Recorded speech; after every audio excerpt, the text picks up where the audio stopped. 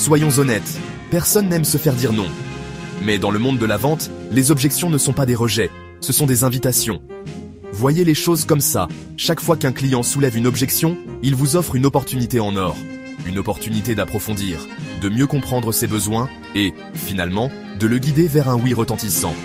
Maintenant, vous vous dites peut-être, plus facile à dire qu'à faire, Brian.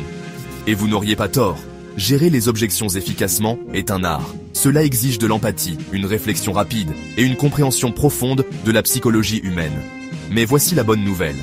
Comme tout art, il peut être maîtrisé.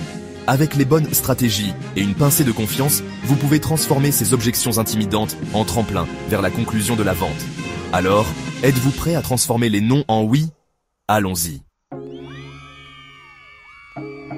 Vous l'avez vu 100 fois.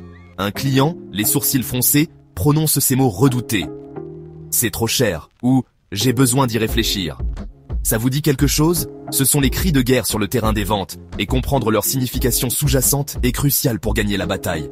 Décodons quelques-unes de ces objections courantes. C'est trop cher. Cela se traduit souvent par « je ne vois pas encore la valeur ». Votre mission? Mettre en évidence les avantages uniques et le retour sur investissement de votre produit ou service. J'ai besoin d'y réfléchir. Cela peut signifier qu'ils ont besoin de plus d'informations, d'être rassurés, ou simplement d'un petit coup de pouce pour prendre une décision. Je suis satisfait de mon fournisseur actuel. La fidélité est puissante. Votre tâche consiste à démontrer comment vous pouvez offrir quelque chose de mieux, sans dénigrer la concurrence. N'oubliez pas que les objections portent rarement sur ce qu'elles semblent être en surface. C'est votre travail de creuser plus profondément, de découvrir les véritables préoccupations et de les aborder de front. Très bien, nous avons identifié l'ennemi. Maintenant, parlons des tactiques gagnantes. N'oubliez pas que gérer les objections ne consiste pas à argumenter ou à être insistant. Il s'agit de comprendre, de faire preuve d'empathie et de guider votre client vers la meilleure solution. Voici un cadre simple, mais puissant. 1. Écoutez attentivement. Soyez totalement attentif. Répétez leurs préoccupations pour montrer que vous comprenez.